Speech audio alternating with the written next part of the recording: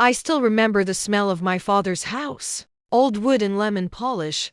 The faint trace of his aftershave that somehow lingered in the walls even 2 years after we buried him. It was a small Cape Cod in a quiet neighborhood outside Boston, with blue shutters that needed painting and a porch swing that creaked in the wind. Nothing fancy, but it was mine, or at least I thought it was. Before we dive deeper, I want to know something. Where are you listening from right now? Drop your city in the comments. Let's see how far this story travels, because I have a feeling I'm not the only one who's been betrayed by the people who were supposed to love them most. And if this story hits home for you, please hit that like button and subscribe. You'll understand why I need you to hear this all the way through. My name is Leela Hart. I'm 33 years old, and up until 6 months ago, I thought I knew what family meant. I thought blood was supposed to be thicker than water. I thought mothers protected their daughters. I was wrong about all of it. It started on a Tuesday in late September. I remember because the leaves were just beginning to turn, and I'd taken the afternoon off from my job at the hospital where I work as a nurse. I wanted to stop by my house, to measure the windows in the living room. I was finally going to buy new curtains. Something bright and modern to replace the heavy drapes that had loved but that made the whole place feel like a cave.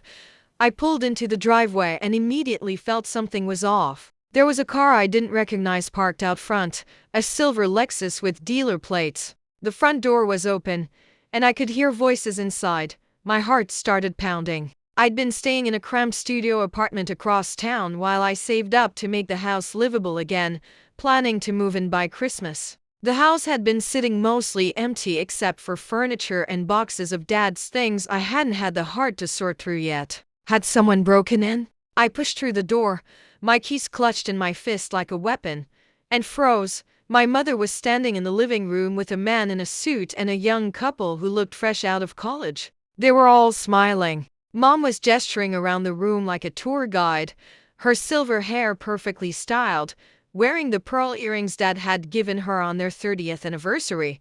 "Mom?" My voice came out strangled. "What's going on?" She turned, and for just a second, I saw something flicker across her face. Guilt, maybe, or annoyance at being interrupted. But it vanished quickly, replaced by that smooth, pleasant expression she'd perfected over the years. "Leela, honey, I didn't expect you." She glanced at the man in the suit, then back at me. "This is Richard Moss. He's a realtor. And this is Kyle and Jennifer. They're buying the house." The room tilted. I actually grabbed the doorframe to steady myself. "Buying it," I repeated. The words felt foreign in my mouth. "What are you talking about?" "This house isn't for sale." The young couple exchanged uncomfortable glances. The realtor cleared his throat. "Perhaps we should give you a moment." "That won't be necessary," Mom said quickly, her voice firm. "Leela, let's talk about this outside." No, I stepped further into the room. Into my father's living room, where he'd taught me to play chess on Sunday afternoons and where we'd watched old movies together during my college breaks. "No, we're talking about it right here. These people need to hear this too. This house was left to me, Mom. Dad's will was very clear. The house goes to me. You got the life insurance and the retirement accounts." Something hard entered my mother's eyes. "The house was in both our names, Leela. Community property. Which means I had every right to sell it." "That's not." I struggled to breathe. "Dad told me. He promised me this house. We talked about it 100 times. He knew how much I loved it. How much it meant to me. Your father said a lot of things." Mom's voice was cold now, all pretense of warmth gone. "But the legal reality is that this was marital property, and I'm selling it. The papers are already signed. We close in 2 weeks." I looked at the realtor. "Is that true?" He shifted uncomfortably. "Mrs. Drake is listed as co-owner on the deed. She has the legal authority to sell." The room was spinning. I felt like I was going to throw up. "Why would you do this? You have money. You have Dad's life insurance. You have the condo in Florida you and Marcus bought last year. This isn't about money, Leela." Mom cut me off. "It's about what's fair. You always were your father's favorite. He gave you everything. The attention, the praise, the college tuition. Do you have any idea how that made Marcus feel?" "How it made me feel?" "Marcus, of course. My older brother, The golden child who could do no wrong in mom's eyes despite dropping out of 3 colleges, burning through 5 different careers, and currently living in California with his latest girlfriend while he found himself. What does Marcus have to do with this? But even as I asked, a sick feeling was spreading through my chest because I knew. Somehow I already knew. Mom lifted her chin. Marcus needs this. He's been through so much, and he's finally ready to invest in himself. He's starting a business, and he needs capital. I'm giving him his share of your father's estate. His share? I felt my voice rising. His share? Marcus got $200,000 when Dad died. He spent it all in 18 months on God knows what. And now you're selling my house. It's not your house, Leela. Mom's voice was sharp as a slap. And frankly, you're being selfish. Marcus is my son too. He deserves a chance. Your father always overlooked him, always favored you, and I won't make that same mistake. This money is going to help Marcus open a wellness retreat in Costa Rica. He's finally found his calling. I stared at her, at this woman who raised me, who braided my hair before school and made me chicken soup when I was sick. Who was she? When had she become this stranger standing in front of me, defending my brother's right to steal my inheritance for a wellness retreat? Get out, the realtor said softly. He looked genuinely sorry. I'm going to give you folks some privacy. Kyle, Jennifer, let's step outside. They shuffled out quickly, clearly desperate to escape the family drama. I barely noticed them leave. Mom, I tried to keep my voice steady. Please don't do this. This house is all I have left of Dad. You know how close we were. You know what this place means to me. I've been planning to move in, to make it my home. Then you should have moved in sooner. She picked up her purse from the couch, checked her reflection in the ornate mirror Dad had hung above the fireplace. You had 2 years, Leela. 2 years of sitting on this property while you stayed in that depressing little apartment. You clearly weren't that committed to it. I was saving money. I was being responsible, making sure I could afford the upkeep and the utilities, and always so responsible, aren't you? Mom's smile was brittle. Always doing everything right, following all the rules. Well, maybe if you'd been a little less perfect, your father would have noticed Marcus too. Maybe if you hadn't been the star student, the dedicated nurse, the daughter who never disappointed, Marcus wouldn't have spent his whole life feeling invisible. The words hit me like physical blows. That's what this is about. You're punishing me because Dad loved me. I'm not punishing you. But her eyes said otherwise. I'm balancing the scales. Marcus deserves this opportunity, and I'm going to give it to him. The house sells in 2 weeks. I suggest you collect whatever personal items you want before then. She walked past me, trailing that expensive perfume she'd started wearing after Dad died, and paused at the door. You'll understand someday, Leela. When you have children of your own, you'll understand that love means making hard choices. It means giving everyone what they need, not just rewarding the ones who make it easy. Then she was gone, and I was standing alone in my father's house that was no longer mine. Surrounded by all the memories she was selling to fund my brother's vanity project, I sank onto the couch. The same couch where Dad and I had sat during his last months, watching the seasons change through the window, talking about everything and nothing. He'd been so weak by then, the cancer eating him alive, but his mind was still sharp. This house is yours, Leela Bug, he'd said, using my childhood nickname. Your mother and I have discussed it. She's got plenty in Marcus. Well, Marcus needs to learn to stand on his own 2 feet. But you've always appreciated the little things. You'll take care of this place. You'll make it a home. Had that been a lie? Or had Mom simply ignored his wishes after he was gone? I pulled out my phone with shaking hands and called the one person I thought might care. Marcus answered on the 4th ring. Hey Leela, what's up? Did you know? My voice was raw. Did you know Mom was selling Dad's house? A pause. Too long. Oh, yeah. She mentioned something about that. Something about that? I couldn't believe what I was hearing. Marcus, she's selling my house to give you money for some resort in Costa Rica. Did you ask her to do this? Wellness retreat, not resort. And I didn't ask exactly. She offered. She said the house was just sitting there and I had this amazing opportunity, and he trailed off. Look, Leela, I know you're upset. Upset? I'm homeless, Marcus. She's making me homeless so you can open a yoga studio in the jungle. It's not just yoga, it's a holistic healing center. And you're being dramatic. You're not homeless. You have that apartment. That apartment is temporary. This was supposed to be my home. Dad wanted me to have it. Yeah. Well, Dad wanted a lot of things. Marcus's voice hardened. He wanted me to be more like you, for starters. Sorry, I couldn't live up to the golden standard of Leela the Perfect.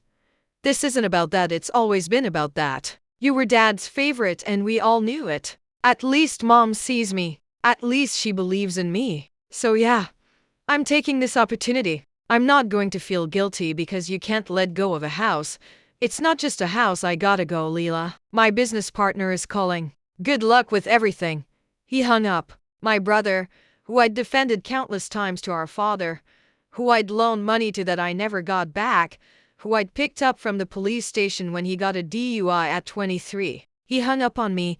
I sat there in the growing darkness as the sun set outside, painting the walls in shades of amber and rose. This house had been my refuge my whole life. When I was 12 and being bullied at school, Dad and I built a reading nook in the attic. When I was 16 and my first boyfriend broke my heart, Dad and I spent a whole weekend painting my bedroom my favorite shade of blue. When I was in nursing school, stressed and exhausted, I'd come home on weekends and Dad would make his terrible pancakes and we'd work on fixing up the garden. Every room held a piece of my father, a piece of me. And my mother was selling it all for Marcus's dream. Not even for something necessary, not for medical bills or survival, for a wellness retreat. I don't know how long I sat there. Eventually, I locked up and drove back to my apartment in a daze. The next 2 weeks passed in a blur of disbelief and grief. I went through the motions at work, smiled at patients, took vitals, administered medications. But inside, I was drowning. I tried to find a lawyer, but the 3 I consulted all told me the same thing. If Mom's name was on the deed, she could sell. My only option was to sue her after the fact, and even then, I'd likely lose. The money would be spent by then anyway, wired off to Costa Rica or wherever Marcus was setting up his paradise.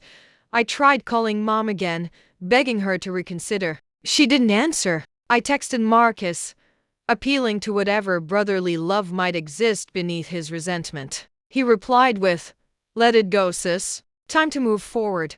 I was running out of options and running out of time. The closing date was approaching, and I had nowhere to turn. Then, 3 days before the sale was supposed to finalize, something happened that changed everything.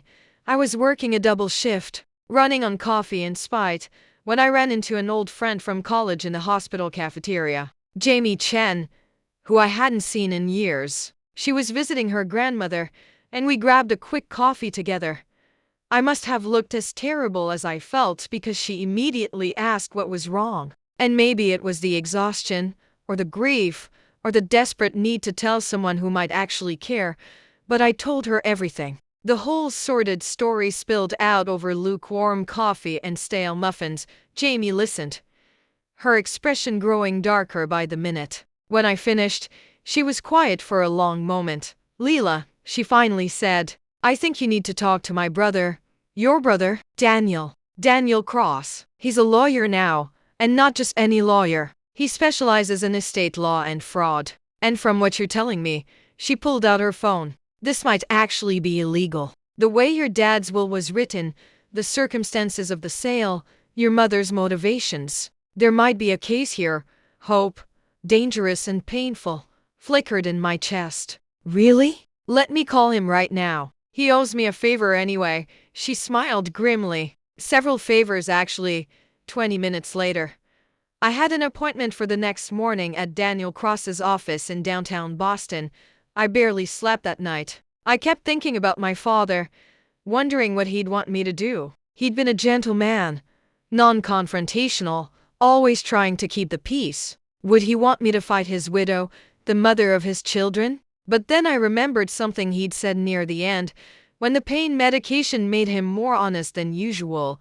"Your mother loves Marcus because he needs her," he'd murmured, his hand weak in mine. "But you, Leela Bug, you're strong. You're independent. And sometimes I think that scares her." She doesn't know what to do with a daughter who doesn't need fixing. But that's her loss, not your fault. Don't ever let anyone make you feel wrong for being capable. Maybe fighting back wasn't about revenge. Maybe it was about honoring the strength that had seen in me. The next morning, I put on my best professional clothes and drove to Daniel Cross's office. It was in one of those old brick buildings that Boston does so well, with tall windows and polished floors. The kind of place that whispered money and power. The receptionist showed me into a conference room, and a few minutes later, Daniel walked in. He wasn't what I expected. Jamie's little brother had been a goofy kid with braces and a skateboard. This man was probably my age, tall and lean in an expensive suit, with dark hair and eyes that looked like they missed nothing. But when he smiled, I saw traces of that kid in the warmth of it. Leela Hart, Jamie told me a lot about you back in college. She said you saved her biochemistry grade. Despite everything, I felt myself smile slightly. She saved mine in statistics, so we were even. Well, let's see if I can return the favor.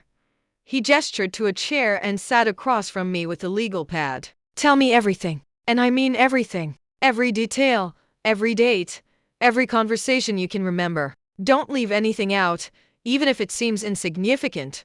So I told him all of it. And he took notes, occasionally asking questions that seemed to pull at threads I hadn't even noticed. When I finished, he was quiet for a long moment, studying his notes. Your father's will, he finally said. Do you have a copy? Yes, it's pretty straightforward. It leaves the house to me specifically. But the lawyer I talked to before said it doesn't matter because Mom's name was on the deed. It matters very much what the will said.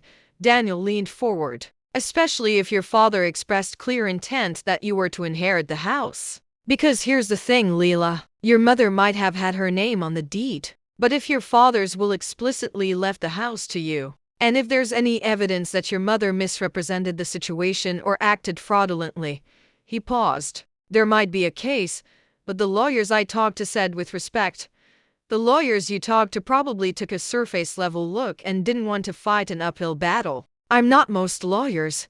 His eyes were intense now. If you want to fight this, if you really want your father's house back, I can help you. But I need to be honest. It's going to get ugly. You'll be suing your mother. You'll be going to war with your family. And there's no guarantee we'll win. I thought about my father's house. The blue shutters, the creaky porch swing, the reading nook in the attic. I thought about every memory those walls held, every conversation, every moment of love and safety. And I thought about my mother's cold eyes, Marcus's dismissive voice. I thought about how they'd taken something precious and treated it like a commodity, a bargaining chip in their twisted version of family fairness. I want to fight, I said. My voice was steady now, strong. Tell me what to do, Daniel smiled. And it wasn't a nice smile. It was the smile of a predator who'd just spotted prey. First, we're going to pull your father's will and medical records. I want to establish his mental state and his clear intentions. Then we're going to look into the sale. Who initiated it? How quickly it moved? Whether all proper procedures were followed? We're going to examine your mother's finances and Marcus's too. And then, he pulled out his phone. Then we're going to send your mother a letter. Not a polite request. A legal ultimatum. We're going to give her and your brother exactly 48 hours to return the property to you, or face criminal charges for fraud and theft by deception. My heart was pounding. Can we really do that? We can if we have grounds. And from what you've told me, and if the evidence supports it, we might have very good grounds. He met my eyes. But Leela, you need to be sure. Because once we send that letter, there's no going back. This will explode your family. There will be consequences, relationships that might never recover. So I need to know. Are you ready for that? I thought about my father one last time, about how he'd fought for me my whole life, encouraged me, believed in me, how he'd wanted me to have a home, a place that was mine. It was time I fought for myself. Send the letter, I said. Daniel's smile widened. Then let's go to war. The next 3 days moved with the kind of intensity that only comes when everything you thought you knew is being systematically dismantled and rebuilt. Daniel Cross turned out to be everything his sister had promised and more. He worked with a focused fury that told me he'd seen cases like mine before. Families who'd betrayed their own for money and favoritism. Within hours of our meeting, he'd obtained copies of Dad's will, medical records, and death certificate. He'd subpoenaed the real estate transaction records and started building a timeline of the sale. And what he found made my blood run cold. "Leela," he said over the phone that evening, "your mother initiated the sale 6 weeks after your father's funeral." 6 weeks. She contacted the realtor, listed the house, and never once informed you. "But I visited her during that time," I said, my mind reeling. "We had dinner together. She never mentioned selling." Exactly. And here's the other thing. The sale price is significantly below market value. She's selling a house worth approximately $450,000 for $300,000. Why would she do that? Speed. A below-market price means a faster sale, fewer questions, less time for you to find out and object. And here's the real kicker. Papers rustled in the background. I pulled Marcus's financial records, public information from his business filings in California. He's already received a wire transfer of $250,000 from your mother's account. 3 weeks ago, the room spun. Before the house even sold, she took out a home equity line of credit against the property, borrowed against it to give Marcus the money up front. Which means she's not selling your house to fund his dream. She already funded his dream. She's selling the house to cover her own debt. I felt sick. So this was never about Marcus needing help. This was about Mom making a financial mistake and covering it up. Ding, ding, ding. Daniel's voice was grim. And it gets better. Your father's will is airtight. It explicitly states that the house at 47 Maple Grove Avenue is to be transferred to Leela Rose Hart upon his death. It even has a clause that says this gift is separate from marital property and is not to be considered part of the estate division. Then how did Mom get away with selling it? Because she never removed her name from the deed. When your parents bought the house 30 years ago, they put both names on it. Normal for married couples. But when your father wrote his will 5 years ago, he intended to transfer his interest in the property to you. The problem is, he probably thought the will would be enough. He didn't realize he needed to actually execute a new deed removing your mother's name. So it's a technicality that might constitute fraud if we can prove your mother knew your father's intentions and deliberately circumvented them. Daniel paused. There's more. I found the consultation notes from when your father drafted his will. The lawyer who wrote it has a record of your father explicitly saying, and I quote, "I want Leela to have the house. Evelyn and I have discussed this, and she agrees. She'll have more than enough with the insurance and retirement." Tears burned my eyes. He thought they had an agreement. He thought his wife would honor his wishes. And now we're going to make sure she does. I'm drafting the letter now. It'll be delivered tomorrow morning by courier. 48 hours from receipt, they either return the property and the money Marcus already received, or we file criminal charges for fraud, theft, and elder exploitation. Your father was terminally ill when he made his will. If your mother misrepresented their agreement or manipulated the situation, he let that hang. It's a serious charge, Leela. One that could result in jail time. Part of me felt a savage satisfaction. But another part, the part that remembered my mother reading me bedtime stories and braiding my hair, felt something darker. Grief, maybe. For the mother I thought I had, do it. I said, the letter was delivered at 9 a.m. on Thursday. Daniel had cameras set up outside Mom's condo in Florida. She'd moved there full time after Dad died so we'd have proof of delivery and her reaction. I watched the footage from Daniel's office. A courier in a crisp uniform rang the bell. Mom answered in tennis whites, clearly about to head out. She signed for the envelope with an irritated flourish, probably thinking it was some routine paperwork. Then she opened it, and I watched my mother's face transform. She went pale, then red. Her hands started shaking. She read it once, then again. Then she pulled out her phone and made a call. "That'll be Marcus," Daniel said, standing beside me. "Watch." Mom was pacing now, yelling into the phone. We couldn't hear her, but her fury was evident. She threw the letter on the ground, picked it up, threw it again. "She's panicking," Daniel observed. "Good. Panic makes people make mistakes." My phone started ringing. "Mom, I let it go to voicemail. It rang again immediately. I declined. Then texts started flooding in. Mom, call me right now, ma'am. What have you done? Mom, this is insane, Lily, ma'am. You're going to put your own mother in jail. Mom, after everything I've done for you, Marcus joined in a few minutes later. Marcus? What the fuck, Lila? Marcus? This is low even for you, Marcus. Mom is hysterical, Marcus. You can't do this, Marcus. I already spent the money. That last one made Daniel laugh. He just confessed in writing. Beautiful. Should I respond? I asked. Not yet. Let them sweat. 48 hours means 48 hours. We respond at hour 47. Until then, silence is our weapon. The next 2 days were surreal. My phone never stopped buzzing. Calls, texts, voicemails. Mom, Marcus, even a few relatives I hadn't spoken to in years, all of them begging me to drop the lawsuit, to be reasonable, to think of the family. Aunt Patricia called me vindictive. Uncle Tom said I was being ungrateful. Marcus's girlfriend sent me a long email about karma and toxic energy.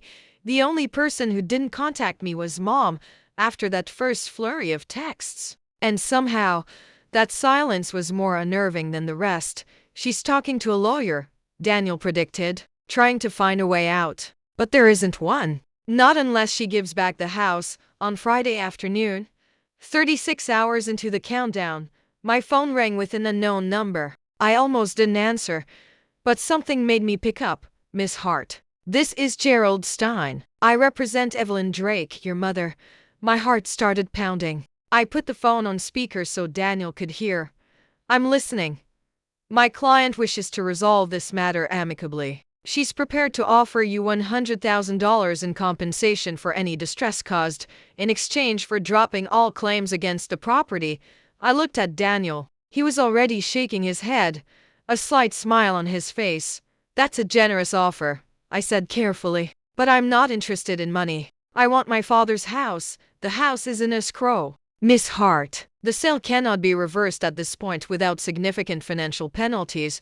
Then I guess those penalties are going to cost my mother a lot more than her legal fees, I said. The offer is simple. Return the house, return the money given to my brother, or face criminal charges. Those are the only terms.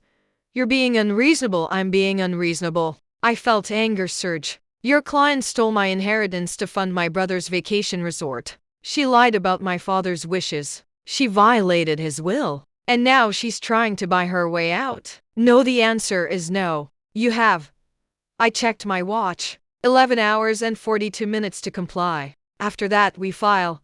I hung up. My hands were shaking. That was perfect, Daniel said. They're desperate. They'll counter with something better. He was right. 2 hours later, Gerald Stein called back. This time, the offer was $200,000 and an apology letter.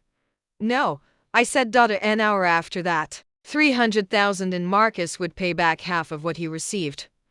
No, at hour 45. With 3 hours left on the ultimatum, my mother herself called. I almost didn't answer, but Daniel nodded. This is it. She's breaking, but stay strong. I picked up. Mom, Leela. Her voice was hoarse, like she'd been crying. Please, please don't do this. I'm begging you. They're saying I could go to jail, that I could lose everything. Marcus could be charged too. You'd really do that to your own family? You did this to yourself, Mom. You sold my house. I made a mistake. I know that now. I was trying to help Marcus, and I was angry at your father for always favoring you. And I wanted to balance things. But I never meant to hurt you. You never meant to hurt me? I felt tears streaming down my face. You made me homeless, Mom. You sold the one thing Dad wanted me to have. You betrayed his dying wish. And you did it behind my back while pretending everything was fine. That's not a mistake. That's a choice. I'll give you money. Whatever you need.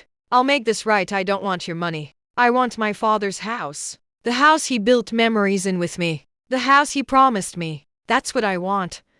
The sale is already in progress, Leela. I can't just undo it. Yes, you can. Daniel's firm has already contacted the buyers and explained the situation. They're willing to walk away. All you have to do is cancel the sale and sign the house over to me, as Dad intended. And Marcus pays back every penny. Marcus doesn't have the money anymore. He's invested it in property in Costa Rica. It's tied up. He can't just liquidate, then he shouldn't have spent stolen money. My voice was cold. Figure it out, Mom. You have 3 hours. Leela, please, I hung up. And then I turned off my phone. Daniel squeezed my shoulder. That took guts. How are you feeling? Like I'm either doing the right thing or destroying my family. I wiped my eyes. Maybe both. For what it's worth, I think your father would be proud of you. We waited. Daniel ordered pizza that I couldn't eat. We went over the criminal complaint one more time, making sure everything was perfect. And we watched the clock count down to T-hour 47 and 58 minutes.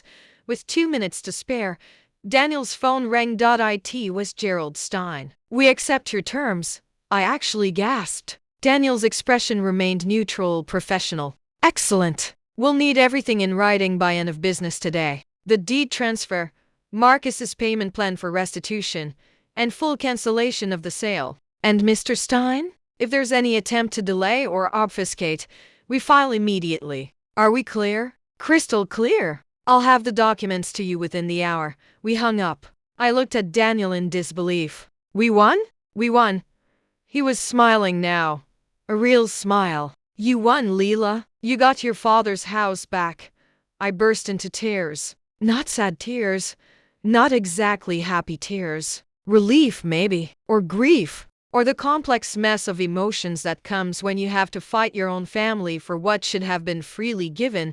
The documents arrived 40 minutes later. Daniel reviewed every page with meticulous care, then had them filed with the court. The house was legally transferred back into my name. Marcus signed a promissory note for $250,000 to be paid back over 5 years with interest. Mom signed an affidavit acknowledging that she'd violated my father's wishes and agreeing to cover all legal fees. It was over. I'd won, but winning felt more complicated than I'd expected. I moved into the house the following week. It was strange, walking through those rooms knowing what it had cost to keep them. Every corner held memories now, not just of Dad, but of this battle. The living room where Mom had stood with the realtor. The porch where I'd sat crying after that first phone call with Marcus. But slowly, I started to reclaim it. I painted the walls the colors I'd always wanted. I bought those bright curtains. I adopted a rescue cat named Scout who immediately claimed the reading nook in the attic as his own. Jamie came to visit, bringing champagne and takeout. My brother told me everything. I can't believe you actually did it. I can't believe it either sometimes.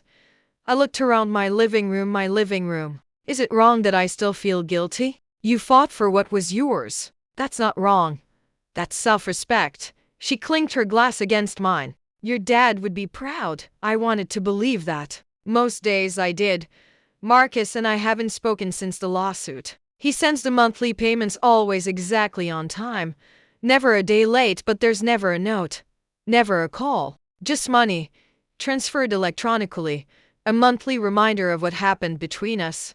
Mom calls occasionally. Awkward, stilted conversations where we talk about the weather and her tennis league and anything except what really happened. She hasn't apologized. Not really. But she hasn't blamed me either. We exist in this strange limbo, too hurt to reconcile, too tied by blood to completely sever. Last month, on the anniversary of Dad's death, I went to visit his grave. I brought flowers, his favorite whiskey, and the framed photo of the house that I'd hung in the hallway.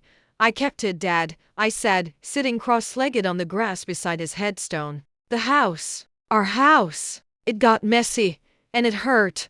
But I kept it. Like you wanted. The wind rustled through the cemetery trees. Somewhere a bird sang.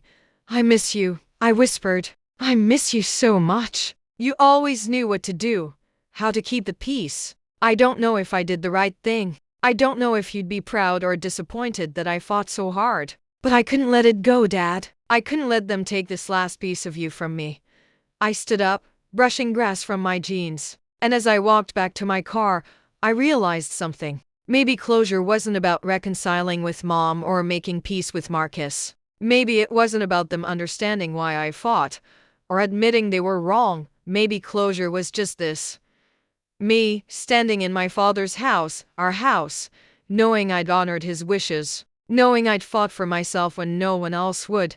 3 months later, something unexpected happened.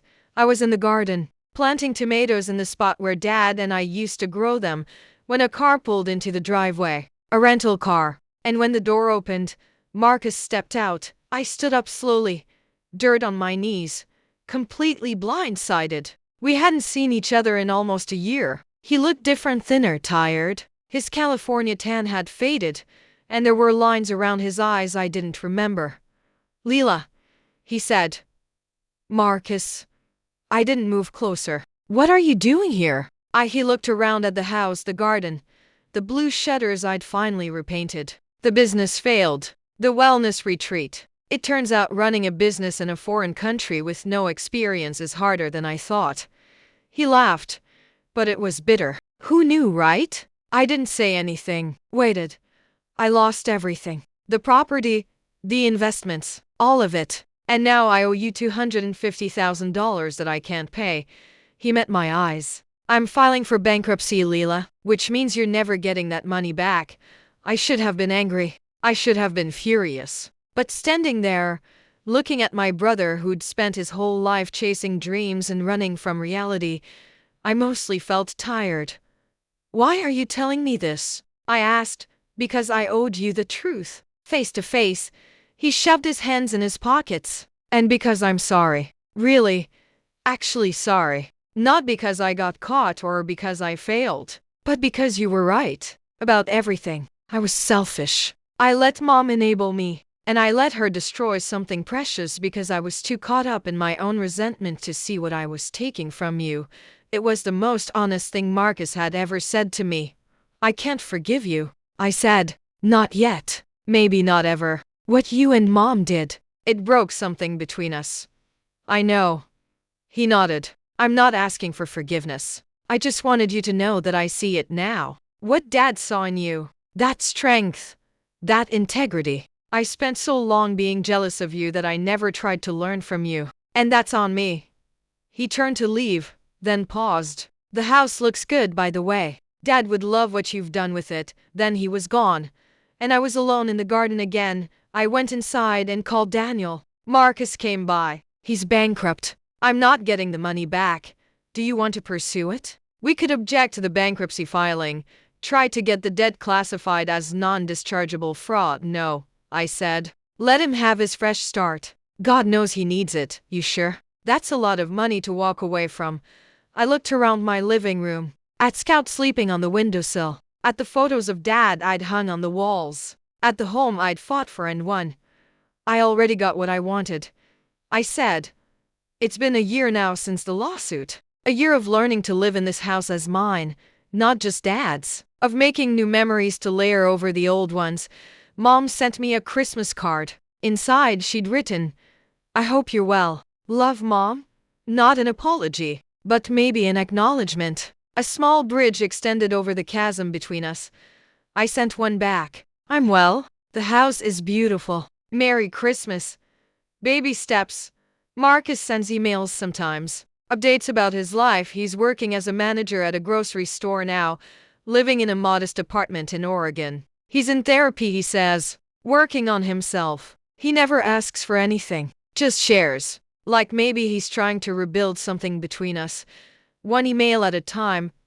I don't know if we'll ever be a real family again. The kind that gathers for holidays and actually enjoys it. The kind where love isn't conditional on performance or favoritism. But maybe we can be something else. Something more honest, if less comfortable. Daniel and I still talk occasionally. He's become a friend, someone who understands what it took for me to fight that battle. He's the one who suggested I tell this story. "Actually, people need to hear this," he said over coffee last month. "Not just the legal part, but the emotional part. The cost of standing up for yourself, especially to family. The fact that you can win and still feel complicated about it." So here I am, telling you. Because if you're listening to this, maybe you need to hear it too. Maybe you're in a situation where family is taking advantage of you, where love is being weaponized to keep you compliant, where you're being told that setting boundaries means you're selfish, or that fighting for what's yours makes you the bad guy. If this is hitting home for you, Please drop a comment below and let me know you're out there. Share your story if you're comfortable. Because the more we talk about these complicated, messy family dynamics, the less power they have over us. And if this story resonated with you, please hit that like button and subscribe. Not for me, but because stories like this need to be heard. Because someone else out there might be sitting in their apartment right now, wondering if they should fight back or just accept the loss to keep the peace. And they need to know that fighting back is okay. That you can love your family and still hold them accountable. That you don't owe anyone your dignity just because you share DNA. I'm standing in my father's house right now, looking out the window at the garden where we used to work together. The tomatoes are coming in beautifully. Scout is purring on my lap. And outside, the blue shutters I painted myself are bright in the afternoon sun. This house cost me a lot. My relationship with my mother, my brother, probably some extended family who still think I overreacted. It cost me sleep and tears and a year of my life consumed by legal battles and emotional turmoil, but it also taught me something invaluable. I'm worth fighting for. My boundaries matter. My father's love and legacy matter. And I don't have to set myself on fire to keep other people warm. If I could go back and talk to myself on that Tuesday in September when I walked into the house and found Mom with the realtor, I'd tell myself this: the road ahead is going to be hard. Harder than you imagine. You're going to cry more than you knew you could. You're going to question yourself, doubt yourself, wonder if you're being vindictive or petty or cruel, but you're going to come out the other side stronger. You're going to reclaim not just your father's house, but your own sense of self-worth. You're going to learn that love doesn't mean letting people walk all over you. And you're going to make your father proud, because that's what this story is really about. Not revenge, though there's certainly an element of that. Not even justice, though we got that too. It's about a daughter honoring her father's wishes. It's about a woman learning to stand up for herself. It's about understanding that sometimes the right choice is the hard choice. And that's okay. My name is Leela Hart. I'm 34 years old now. I live in my father's house, the house he wanted me to have, the house I fought for and won. And while the victory isn't as clean or simple as I once hoped it would be, it's mine. Just like this house is mine. Just like my life is mine. Just like my future is mine. And no one, not my mother, not my brother, not anyone, can take that away from me ever again. If you made it this far, thank you for listening to my story. Thank you for bearing witness to this messy, complicated, deeply human journey. I hope it helps you in whatever battle you're facing. I hope it gives you the courage to stand up for yourself, even when it costs you. Because you're worth it. You're worth fighting for. And if your family can't see that, then maybe, just maybe, the problem isn't you. Take care of yourselves out there. Set those boundaries. Honor the people who truly loved you. And never, ever let anyone convince you that protecting yourself makes you the villain. This is my story. But it doesn't have to be the end of yours. Fight for what's yours. You might be surprised at how strong you really are, but the story doesn't end there. Because life rarely wraps up as neatly as we'd like. 6 months after Marcus's visit, on a rainy Tuesday in April, I got a call from a number I didn't recognize. Brevard County, Florida, where my mother lived. Is this Leela Hart? A woman's voice asked. Yes? This is Sandra Kowalski. I'm a social worker at Brevard Medical Center. Your mother, Evelyn Drake, was brought in this morning. She's had a stroke. The world tilted. Whatever I'd expected. It wasn't this. Is she alive? She's stable, but it's serious. You're listed as her emergency contact. We need you to come down and make some medical decisions. She's currently unable to communicate. I should have felt satisfaction. Some dark part of me had imagined this moment during the worst of the lawsuit, Mom getting her karmic comeuppance. But standing in my kitchen, phone pressed to my ear, all I felt was hollow. I'll be on the next flight, I said. I called my supervisor at the hospital, explained the situation, and got emergency leave. Then I called Daniel, because he'd become the person I turned to when things got complicated.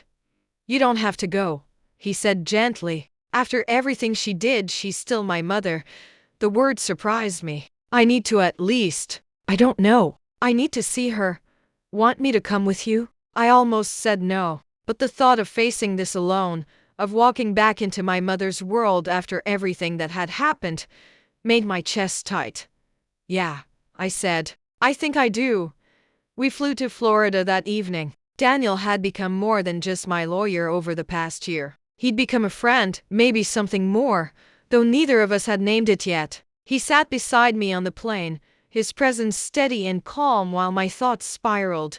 What if Mom died? What if our last real conversation had been her begging me not to sue her, and me hanging up? What if I never got the chance to? To what? Forgive her? Hear her apologize? Understand why she'd chosen Marcus over me so many times? The hospital was modern and sterile, all white walls and fluorescent lights. They took us to the ICU, where Mom lay in a bed surrounded by machines. She looked so small. That was the first thing that struck me. My mother, who'd always seemed so formidable, so certain of her choices, looked tiny and fragile against the white sheets. Half her face drooped. Her left side was paralyzed. And when her eyes found mine, they filled with tears. "Mrs. Drake, you have visitors," the nurse said cheerfully. "Your daughter Leela is here."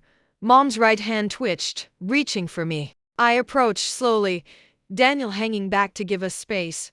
"Hi, Mom," I said softly. She tried to speak, but only garbled sounds came out. The frustration in her eyes was painful to witness. The stroke affected her speech, the doctor explained, appearing with a tablet. "She understands everything, but she has what we call expressive aphasia. She knows what she wants to say but can't form the words. It may improve with therapy, but it's too early to tell." "How bad is it?" I asked. "Moderate ischemic stroke. She'll need extensive rehabilitation, months of physical and speech therapy. She won't be able to live independently for quite some time, possibly ever." "Does she have family who can help with her care?" I looked at my mother, at this woman who'd sold my house, who'd chosen my brother over me repeatedly, who'd never really apologized for any of it. And I thought about the woman who'd raised me, who'd taught me to braid hair and make my grandmother's lasagna recipe, who'd stayed up with me when I had nightmares as a kid. "Yes," I heard myself say. "She has me." Daniel's eyes widened slightly, but he didn't object. The next few days were a blur of medical consultations and difficult decisions. Mom needed someone to manage her finances, make medical choices, coordinate her care. Marcus was still in Oregon, barely making ends meet, and when I called to tell him what happened, he was honest. "I can't afford to fly out, Leela. I'm working 2 jobs just to cover rent. And even if I could, I wouldn't know what to do." "You're the nurse. You're the one who's good at this stuff. So I'm supposed to just drop my life and take care of her? After everything?" "I'm not saying you should. I'm just saying I can't." He paused. "But if you do, thank you. I know I don't deserve it. I know she doesn't deserve it. But thank you." I wanted to throw the phone. I wanted to scream that it wasn't fair, that I'd already sacrificed enough, that Mom had made her choices and now she should live with the consequences. But I looked through the window of her hospital room and saw her trying to lift her left arm, tears streaming down the functioning side of her face as her body refused to obey. "I'll figure it out," I told Marcus. Then I hung up before he could hear me cry. Daniel found me in the hospital cafeteria an hour later, staring at a cup of coffee I hadn't touched. "You're thinking about bringing her home, aren't you?" he said, sitting across from me. I must be losing my mind. "Maybe. Or maybe you're exactly who your father thought you were." He reached across and took my hand. "Strong enough to do the right thing even when it costs you. Even when the person doesn't deserve it." "She destroyed my life for months, Daniel. She tried to steal my inheritance. She chose Marcus over me 1,000 times. Why should I help her now?" "You shouldn't. There's no should here. But if you want to, if some part of you needs to try one more time to have a mother, I'll help you. Whatever you decide." I squeezed his hand. "You're a good person, you know that. I'm a lawyer. We're not supposed to be good people." But he smiled. "Though I make exceptions for nurses who fight back against injustice." We worked out a plan. Mom would move to a rehabilitation facility in Massachusetts, closer to me. I'd oversee her care, manage her finances through a power of attorney, and coordinate with her therapy teams. She'd stay in rehab for 3 months, and then we'd reassess. I wasn't bringing her into my house. I wasn't ready for that. might never be ready for that. But I wasn't abandoning her either. When I told Mom the plan, using a picture board the speech therapist had provided, she cried. Her right hand gripped mine with surprising strength, and she pointed to the card that said thank you over and over. It wasn't an apology. She still couldn't apologize, not in words. But maybe it was a start. The rehab facility was called Sunrise Gardens, which sounded more pleasant than it was. But the staff was good, and Mom worked hard at her therapy. I visited 3 times a week after my shifts at the hospital, watching her struggle to relearn how to speak, how to walk, how to do basic tasks she'd taken for granted her whole life. It was humbling. I think, for both of us. One evening, about 2 months into her rehab, I arrived to find her with her speech therapist. Mom was practicing sentences, her words slow and slurred but recognizable. Good house, she managed. Yes, good house. The therapist encouraged. Can you tell me more about the house? Leela's house. I stepped into the room, and Mom's eyes lit up. The therapist excused herself, giving us privacy. You've been practicing, I said, pulling up a chair. Want to talk to you? Each word was an effort. Her face scrunched with concentration. About house, my chest tightened. Mom, you don't have to need to. She took a shaky breath. Was wrong. Those 2 words, so simple, hit me like a truck. I was jealous, she continued, tears starting. Of you. And Richard, your father. Mom let me finish. She pointed to a notebook where she'd written things out with her functioning hand. The handwriting was shaky but legible. Been thinking a lot. I took the notebook. In it, she'd written pages of thoughts. About Dad, about me and Marcus, about her choices. I started reading, my vision blurring with tears. I was a terrible mother to you, Leela. Not always, but when it mattered most. Your father loved you so much, and instead of being happy about it, I was resentful. I felt like he'd chosen you over me, like you'd stolen him from me. And I took that out on you by choosing Marcus every time. I told myself I was balancing things, being fair. But the truth is I was punishing you for being your father's daughter, for being the child he was proud of, for being everything I wasn't. Marcus needed me, and that felt good. He was always failing, always needing rescuing, and I could be the hero. But you were independent, strong, successful. You didn't need me. And I hated that. So when Marcus needed money and you had the house, I saw an opportunity to finally matter to him, to be the mother who saved him. I didn't think about what I was taking from you. Or maybe I did, and I just didn't care enough. The stroke has given me a lot of time to think about your father, about what he would say if he could see what I did. He'd be ashamed of me, and he'd be so proud of you. You fought for yourself, Leela. You didn't let me bully you or guilt you. You stood up for what was right, even when it meant going against family. That took courage I never had. And now you're here, taking care of me when you have every reason to leave me in this bed alone. I don't deserve your kindness, but I'm grateful for it. I'm sorry, Leela. I'm sorry for all of it. I hope someday you can forgive me, but I understand if you can't. I just needed you to know that I see it now. I see everything I did wrong, and I see who you really are. You're your father's daughter, and that's the best thing you could be.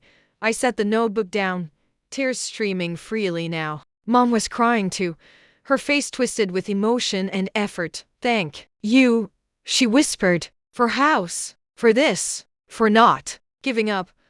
I took her hand, the one that still worked, and held it tight. I haven't forgiven you yet, I said honestly. I don't know if I ever fully will. What you did hurt me in ways I'm still unpacking. But I see you trying, Mom, and that matters. She nodded, squeezing my hand. We'll take it slow, okay? Day by day. You work on getting better. I'll work on processing everything. And maybe eventually, we'll find a way to be mother and daughter again. A different way than before. But something real. Deal. She managed, a wobbly smile on the functioning side of her face. We sat like that for a long time, holding hands, not talking, just being present with each other in a way we maybe never had been before. Without the performance, without the favoritism, without all the baggage that had defined our relationship my whole life. It wasn't forgiveness. Not yet, but it was something. A crack in the wall, letting a little light through. Mom graduated from inpatient rehab 3 months later. Her speech had improved significantly, though she still struggled with longer sentences. Her left side remained weak, and she needed a walker, but she could manage basic self-care. The question became, where would she live? Her condo in Florida had been sold. She needed the money for medical expenses and rehab costs. Marcus couldn't take her in. And I wasn't sure what to do.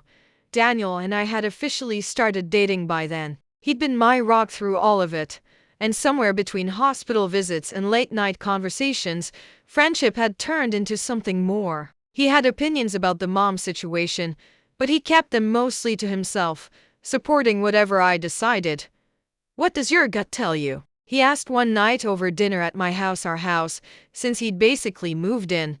"My gut says I'm crazy for even considering it," I admitted. "But there's this guest house, the one Dad built in the backyard years ago when his mother got sick. It's small, but it's got everything someone would need. Kitchen, bathroom, bedroom.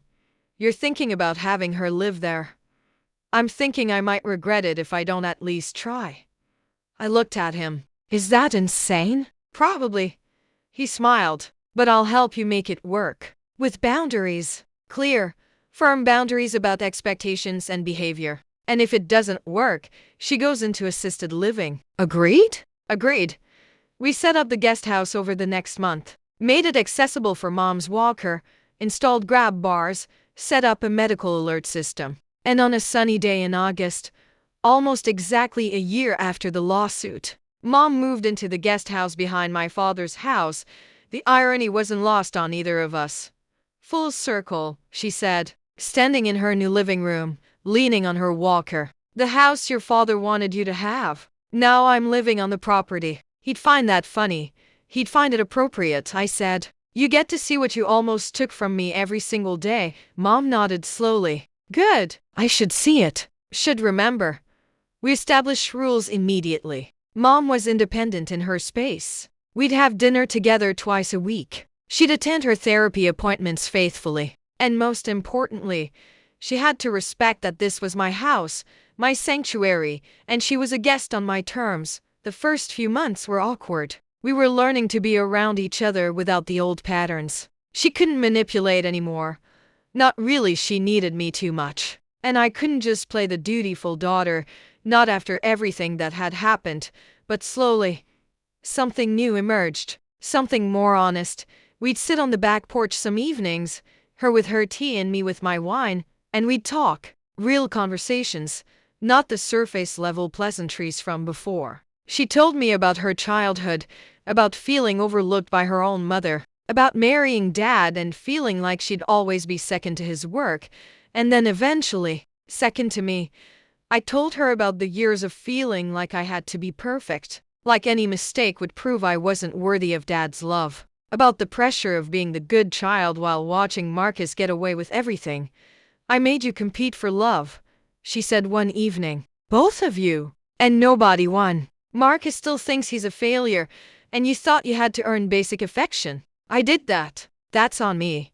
It wasn't absolution, but it was accountability. And that meant something. Marcus came to visit for Thanksgiving. His first time back to Massachusetts in over 2 years. He looked better, more settled, less desperate. He'd gotten engaged to a woman named Rachel who was apparently very good at keeping him grounded. Dinner was surreal. The four of us, me, Daniel, Mom, and Marcus, sitting around the table in Dad's house. The same table where we'd had 1,000 family dinners before. But everything was different now. "This is weird, right?" Marcus said, voicing what we were all thinking. "This is super weird. Extremely weird." I agreed.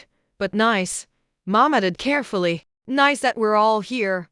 Marcus looked around the house, at the changes I'd made, the ways I'd made it mine while still honoring Dad's memory. "You've done a good job with the place, Leela. Really, it looks happy."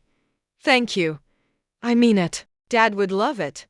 He paused. "I owe you an apology. A real one. Not the half-assed one I gave before." What I did was wrong. What we did, he glanced at Mom, was wrong. We stole from you. We betrayed you. And you had every right to destroy us for it. But you didn't, Rachel added softly. She was a quiet woman with kind eyes. Marcus told me everything. How you could have pressed criminal charges, gotten them both sent to jail. But you just wanted what was yours. That takes integrity. I felt my eyes burn. I wanted to destroy you, I admitted. For a while there, I really did. I wanted you to hurt like I was hurting. I don't blame you, Marcus said. I deserved it. We both did. He looked at Mom again. I've been working with a therapist, trying to understand why I was always okay with letting Mom bail me out. Why I never felt bad about taking from you. And I think I was punishing you too, for being what I couldn't be, for making it look so easy. It wasn't easy, I said. None of it was easy. I just didn't broadcast my struggles the way you did. I know that now. He reached across the table. I'm not asking you to trust me again. I haven't earned that. But I want you to know I'm working on becoming someone worthy of being your brother. Someone Dad would have been proud of. I took his hand. Then that's enough. For now. We ate dinner, and it wasn't perfect. There were awkward silences and careful conversations. But there was also laughter. Daniel told stories about his most ridiculous cases. Rachel shared tales of Marcus's attempts at cooking. Mom managed to crack jokes about her therapy sessions, and for the first time in years, I felt something I hadn't expected to feel again. Like maybe we were a family. A broken, reconstructed, completely different family than before. But a family nonetheless. Winter came, and with it, the anniversary of Dad's death. I went to the cemetery like I always did, but this time, I didn't go alone. Daniel came with me, and to my surprise, so did Mom and Marcus. We stood around Dad's grave together, the four of us, as snow began to fall softly. I'm sorry, Richard, Mom said, her voice stronger now after months of therapy. I'm sorry I didn't honor your wishes. I'm sorry I let my resentment poison our family. But I'm trying to do better now. Leela's teaching me how. Marcus stepped forward, placing flowers on the grave. I'm sorry too, Dad, for being a disappointment, for taking advantage of everyone's kindness. I'm working on it, slowly, but I'm working on it. Then it was my turn. I knelt down, brushing snow off the headstone. I kept the house, Dad. I fought for it. Just like you taught me to fight for myself. And I filled it with love. Like you wanted. I looked back at Daniel, who gave me an encouraging nod. I'm happy, really happy. And I hope, wherever you are, you're proud of me. Because I'm finally proud of myself. Daniel squeezed my shoulder as I stood. We walked back to the car together, leaving footprints in the fresh snow. That night, I found Daniel in the living room, staring at the fireplace where Dad's photo sat on the mantel. Penny, for your thoughts? I asked, curling up next to him on the couch. I was thinking about how much has changed in 2 years. How you went from almost losing everything to, he gestured around, to this. A home, a family, messy as it is. Peace. You helped with that. You know that, right? I couldn't have done any of this without you. You could have. You're the strongest person I've ever met. He turned to face me. But I'm glad I got to be part of it. Part of your story. Our story. I corrected, kissing him softly. He pulled back, a nervous smile on his face. About that. About our story. I've been thinking. This house has seen a lot of history. A lot of love. And I was wondering if. He reached into his pocket, pulling out a small velvet box. If maybe we could add to that history. Make some new memories of our own. My heart stopped. Daniel, Leela Hart. Will you marry me? Will you let me spend the rest of my life in this house with you, making it even more of a home? Will you? Yes, I interrupted, laughing and crying at the same time. Yes, absolutely yes. He slipped the ring on my finger, and we sat there in Dad's living room, my living room, holding each other as snow fell outside and Scout purred contentedly on the back of the couch. This house had been worth fighting for. Every tear, every sleepless night, every difficult conversation. Because it wasn't just about the building, the walls and floors and memories. It was about claiming my place in the world. About refusing to be erased or overlooked or pushed aside. about honoring the man who'd loved me enough to want me to have roots, a foundation, a home, and now, that home was becoming something even more than I'd imagined. Not just a connection to my past, but a foundation for my future. We got married in the spring, in the backyard of the house. It was a small ceremony, just close friends and family. Mom was there, walking carefully with her cane, crying happy tears. Marcus stood up as a groomsman, and afterward, he and I talked by the garden. "I never thought I'd see you this happy," he said. "You deserve it, Leela. After everything we put you through, you deserve every bit of happiness." "We all deserve it," I said. "Even you, Marcus. You're doing better. I can see it. Rachel keeps me honest. And therapy helps." He smiled. "Dad would have liked Daniel. He's good for you. He challenges you." "He does." I looked back at my new husband who was chatting with Mom, and he stood by me when I needed someone most. When I had to fight for this place, for myself. He didn't just support me, he armed me with the tools to win. "That's love," Marcus said simply. "Real love. Not the conditional garbage Mom and I were giving you." "Hey," I bumped his shoulder. "We're past that now. Moving forward, remember?" "Moving forward," he agreed. "But never forgetting. I need to remember what I almost cost you." "We both do." Mom joined us a few minutes later, slightly out of breath from the walk across the lawn. "Beautiful ceremony," she said. "Your father would have been so proud." "He would have," I agreed. And I meant it. We stood together, the three of us, looking at the house. The house that had almost torn us apart but somehow, impossibly, had helped put us back together. Different than before. More honest. More real. "Thank you," Mom said suddenly, "for giving me a second chance. For not giving up on me when you had every reason to." "I almost did," I admitted. But then I realized something. Holding on to anger was only hurting me. And Dad wouldn't have wanted that. He'd want me to be happy. So I chose happiness. "That's maturity," Marcus said. "Something I'm still working on." "We're all still working on it," Mom said. "That's what family is. Working through the hard stuff together. Learning from our mistakes. Trying to do better."